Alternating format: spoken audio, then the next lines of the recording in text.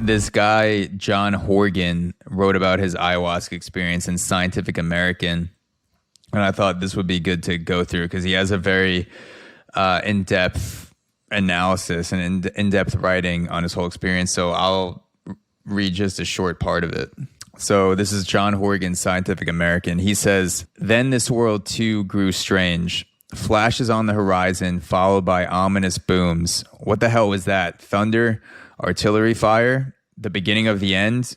Real or hallucination? It was too much. I closed my eyes and the iridescent polygons rushed back at me with a vengeance, mutating furiously into still more possibly beautiful forms as if to say, 'Where have you been? How dare you leave us? Behold our power.'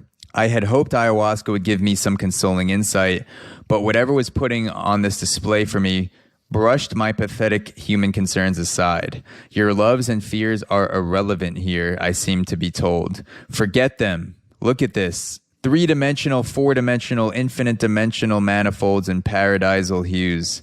Waves of vertigo washed over me. I was hurtling backwards through space with all these clattering, jabbering shards careening after me. To escape them, I opened my eyes again, but there was no escape. The sky was in turmoil too, convecting wildly, beaten to a froth by the throbbing rainforest cacophony. I heard someone retching far, far away, and I thought, at least I'm not sick." Oh my God. It's wild. He wasn't sick? Mm-hmm. Well, let me add. Yeah, this, you have something to add? Oh, so maybe I was looking at the similar thing. Scientific. Okay, it's Scientific. Is it American. by John Horgan, Scientific American? Probably. It's like a huge manuscript of yeah. it. I reminded myself this was all material fodder for a book. How would I describe that? Visions were not organic, animalistic, jungly, as I expected. They were cartoonish, mechanistic, futuristic, science fictionish. I recalled Terence McKenna's description of the entities he encountered on DMT trips. Merry elfin, self-transforming machine creatures, friendly fractal entities, self-dribbling Faberge eggs on the rebound. Faberge eggs. Mm. But there were not alien creatures in the landscape before me. The whole landscape was alien. There were not forms in space. Form and space were inextricably tangled and awash with unutterable tip-of-the-tongue meanings. Mm. Damn, dude. So basically just utter removal of space and time, like the boundaries that you think really exist, and then you start possibly seeing different forms, cartoonish forms, at least he did. And then what you said, it sounded like things were kind of asking him to come towards them, and yeah, I don't know. Yeah, he said he heard someone far away. The scary part to me is that the tripping continues even with your eyes closed.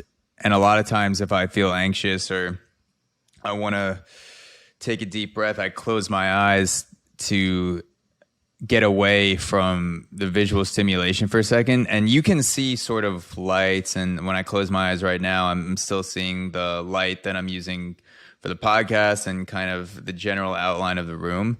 But if you are tripping out, and your usual escape, and yeah, people are also they usually trip in the dark, or it's very low lit in the documentary I was watching, because all the footage of them during the ceremony was shot in night mode, so I assume it was completely dark. So I wonder why they start so late. If it's a 6-hour thing, possibly that's like 6 a.m. you're going to. That's crazy. I don't know. Depending on what time they start, but. I mean, ayahuasca, a lot of people believe that you have to fully experience ayahuasca in the jungle, that if you do ayahuasca outside a jungle or outside the rainforest, that you're not getting the true connection to nature, because it is the vine and it is connecting you to Mother Nature.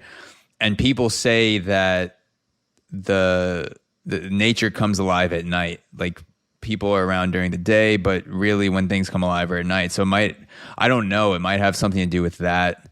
I don't know if they want people to be more relaxed at nighttime, or after the trip, you're tired and you kind of just fall asleep after, and they don't want you to fall asleep in the middle of the day. I'm not sure, actually.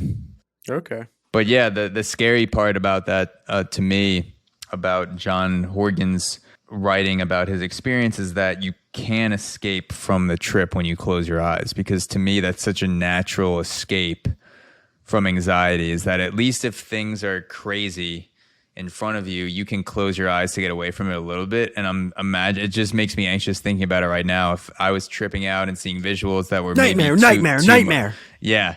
That's actually what I'm going to see when nightmare, I close my eyes. nightmares, Zach. Nightmares. Exactly. Who's behind you? Who's behind you?